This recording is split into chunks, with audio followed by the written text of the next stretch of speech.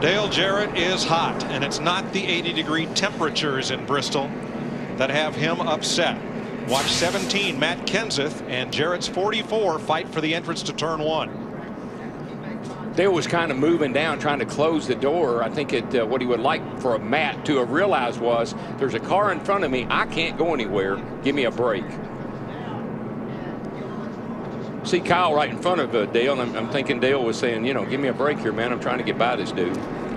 Mayfield scoots through, but Robbie Gordon gets involved right there, along with the 40 of Stremme, the 43.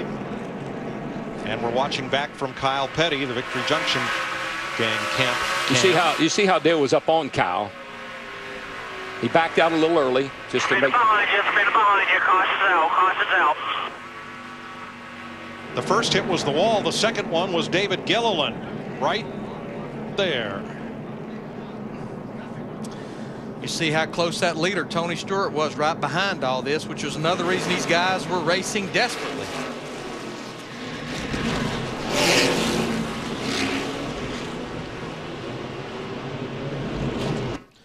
Saw the 84 car of Allmendinger, man. He had her locked up in all four smoking to avoid that. You know, look at the rear deck lid and wing are held on by the mandatory tether. Otherwise, that would be laying out on the racetrack, and you can't go back on the racetrack without the wing and the deck lid. And you know, coming in here, when we leave Bristol, the top 35 in owner points after Bristol will be locked into the show at Martinsville next week. Dale Jarrett, the 44, was actually the only Toyota coming in here that was in the top 35 in owner points. That could change. Well, one good thing about it, he made this race on his time, so he saved a couple of those champion provisionals, those valuable champion provisionals.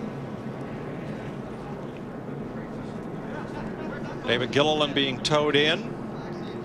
Which of our Fast Five will be the first to the start-finish line on our Domino's Hot Lap? Jeff Gordon, Casey Kane, Elliott Sadler, Tony Stewart, Jamie McMurray. Text the letter of the corresponding driver to Fox SP, and you'll automatically be entered to win the ultimate fan experience at the Michigan race in August. Today's Domino's Hot Lap is the halfway lap, lap 250. You know, Mike, I'm already seeing a trend.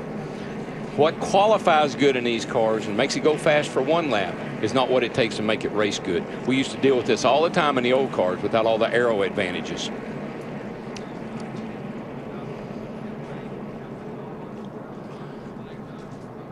Watch the debris field from this crash with Dale Jarrett coming off the wall. That's the tether you see holding the whole deck lid on, and that's what the wing is actually hooked to, is the deck lid tethered. The tethers to the wing are tethered to the tethers to the trunk. Just nowhere for Gilliland to go right there in that 38 car. Now, pit road has been closed. We'll see a lot of these guys come to pit road because we're almost at 50 laps, but pit road has been closed since the cleanup was right at the entrance of pit road. We talked about the debris field in turns 1 and 2. They're picking up debris on the apron there in turn 4 from this crash as well. We could very well have a bevy of flat tires after this. We're going to have a bevy of pit stops because they're all lined up coming to pit road. Matt. And the 48 of Johnson, they're going to make an air pressure change in the right rear as well as a chassis adjustment. The car was tight. Remember, he didn't pit in that first run, but the car then balanced off a little bit, but it was still way too tight through the center, Krista. Casey Kane is tight in the middle, a little loose elsewhere. The bottom line, the car is good. They're not going to mess with the chassis. Casey likes it. Air pressure only. Steve. Krista, this caution is a big break for Elliott Sadler. He was screaming about a loose wheel. He is worried about the studs that the new wheel will set on, track bar adjustment and air pressure. Dick. Tony Stewart already in his pit. They're going to take a little bit of tape off the nose of that car to try and cool it down. Pitting right in front of him, Jeff Gordon, the guy that ordinarily would make the adjustments in the back of the car. Jamie Frady can't reach. He's not tall enough. He's only 5'11", and Stewart is out already. Now, all of our lead lap cars pitted, with the exception of J.J. Yaley, Kurt Busch, Matt Kenseth, and David Stremme. That was guys that pitted back on lap 19. That's the strategy I talked about. That's cars that started at the rear, made that stop early. Now they've got the track position they were looking for. That's the only way they were going to get it. Rookie mistake for Regan Smith. They have him for pitting outside the box, so he'll be back in. And if he actually made the pit stops outside the box, that will be a 1-lap penalty. If he would have corrected it before the stop was over, it would have just been what time he lost on pit road. And a veteran driver, he'll figure out. They say overline it, and he'll know he's got to back up. A rookie, he may not even know what they're, he may not catch it, he may not understand what they're saying. Let's see if we can see it with the in-car here. And he's trying to get turned out where he's not blocked in by Ward Burton. You can see the NASCAR official, they give these guys a good signal. Again, if they'd have got him in the box before, they got him in the face. Got a jack. They didn't get him in the box, they got him in the face. Why they wear helmets. There he's holding a penalty, finger up 1 lap. Let's go down to Jeff Hammond for today's State Farm Safety Report. One of the new safety innovations of the COT car is one you can't even see. In behind this door skin is a new energy-absorbing foam. It goes between this door skin and the roll cage. And what it's designed to do, folks, is in case you have a hard impact from another car or the wall, it allows the energy to go through this foam and not reach the interior of the car. Now, this is another one of those new safety innovations that NASCAR came up with along with Dow Automotive. This foam is designed so when you hit it, the energy dissipates, and rather than reaching inside the driver's cockpit. Safety is always the most important part of the COT. Thanks, Jeff. So tough break for Regan Smith. David Reagan got the free pass. He is back on the lead lap as we get ready to restart, completing lap 54 of 500. That caution was very timely, I think, for Elliott Sadler. We did get the report that he did have a loose wheel in the right front, but the lug studs are okay. I just want to follow up real quick on that, Inspector. You saw he was pointing to the car. It's out of the box, helping the crew make the adjustment. Not there to penalize them unless they didn't do it.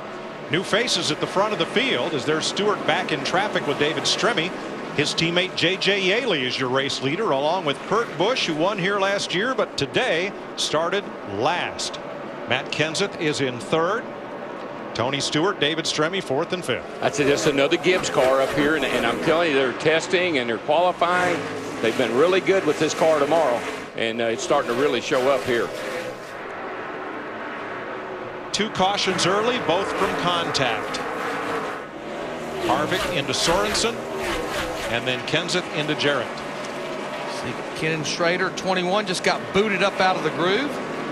Whoa, there's a bunch of booting up going on down here in the other end of the speedway. Oh my gosh. They are stacking up all over the place. This is Brian Vickers in the 83, trying to get underneath Schrader, who hangs onto it, slides it up the hill.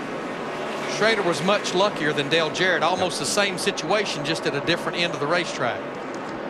And then Jeff Green in the 66 got turned off the front bumper of the 16.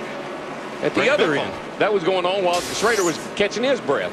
Leaders, here comes Kurt Busch on the inside of J.J. Yaley. Busch got a huge drive off turn 2. And Darrell, you mentioned earlier about a very different package from qualifying to race. I think that's what the 2 has went through. They could not get that fast lap in, but we saw yesterday in practice they got pretty good getting ready to race. I'm going to tell you, I raced Rusty Wallace here many, many times. I'd be throwing up under this car what Rusty had under his car last time he won.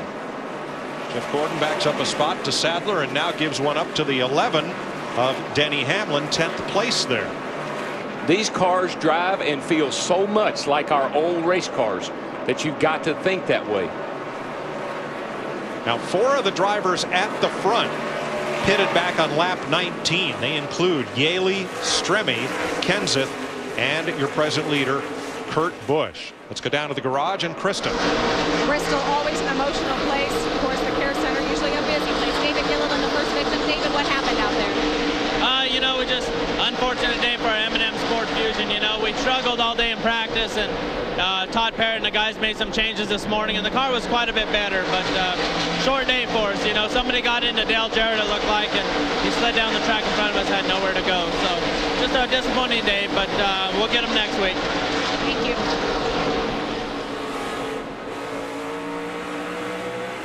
I tell you, I see 2 kinds of race cars. I see those that are mechanically working, got the right springs in them.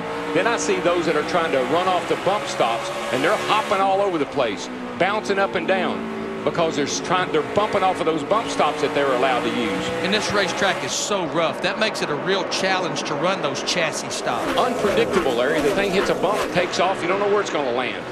Well, yeah, you do know where it's going to land. Now, Tony Stewart in the 20 car about 2 or 3 laps ago drove by Matt Kenseth in the 17, moved up to the 3rd spot, Tony Stewart. And Kevin Harvick in the 29 back there in the 14th position. The 24 car is going to get run over. He can't go, and man, they're bumping into him all over. And the 40 alongside Stremme is on worn tires. He pitted back at lap 19. Jeff has really got his hands full of that race car.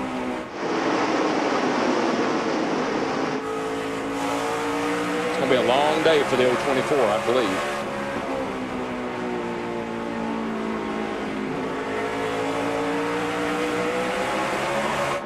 They keep kicking Matt Kenseth up to the high side again. Another one of those cars that stayed out the last time. His teammate McMurray, the 26, just went by him a few laps ago.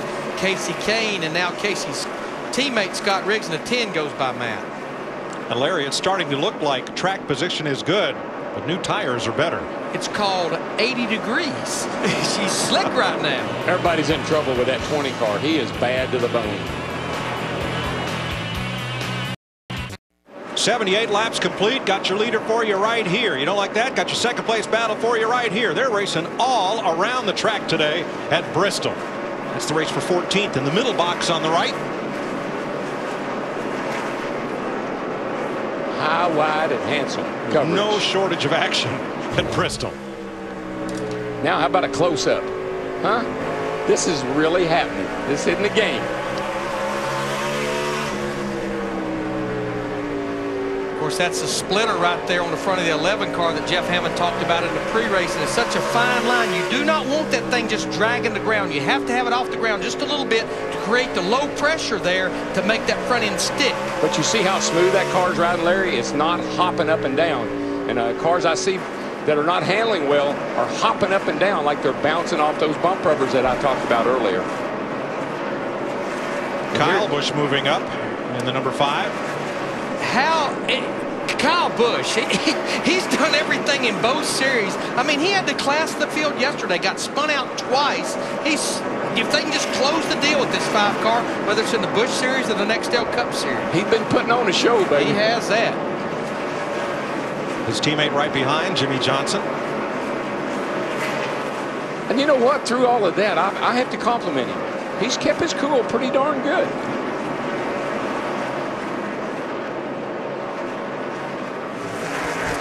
Maybe he's been listening to his brother Kurt. We talked to him the other day, and Kurt says, so what's good is it going to do if I lose my cool? Is it going to fix it? It ain't going to fix nothing. Well, when you leave here, put your temper in your pocket and don't get it out next week, because we're at Martinsville, the little half mile that thinks it's a super speedway, with NASCAR on Fox. Well, our leader, Tony Stewart, back in lap traffic, and while he's fighting cars like Sterling Marlin in 14, you see engine number 9, Casey Kane. He's coming right up to the rear bumper of our leader.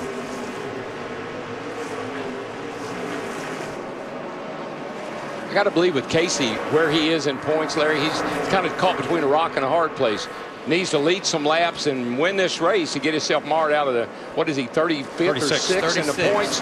But he also has to be careful not to take himself out of another race.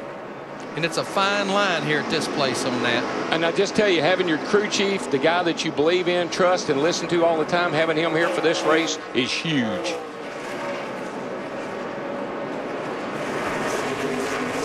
Let's see how you answered our first singular virtual crew chief question.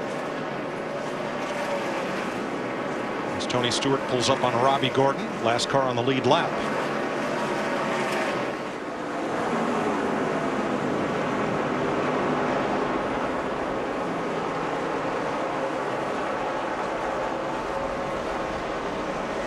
Apparently all the polls have not yet closed. So we'll get back to that in a bit. You know, Darrell, you've been talking about old school thinking, and I can't help but look back at that car in 3rd right now. Jamie McMurray, the 26 car. Who is this crew chief? Yeah, Larry Carter. Where did Larry come from? Rusty Wallace. You got it. And here he is running in 3rd. Pretty good connection, I'd say. Robbie Gordon came, that's the number 7, came to Bristol without a sponsor. He's sponsoring himself. One of his businesses, Robbie Gordon Off-Road. They modify, you know, off-road trucks and desert racers and things like that at his shop out in California. So a little self-promotion. It's a good thing. Right back into rhythm. Just hit your marks. Murray third and Riggs fourth. Let's go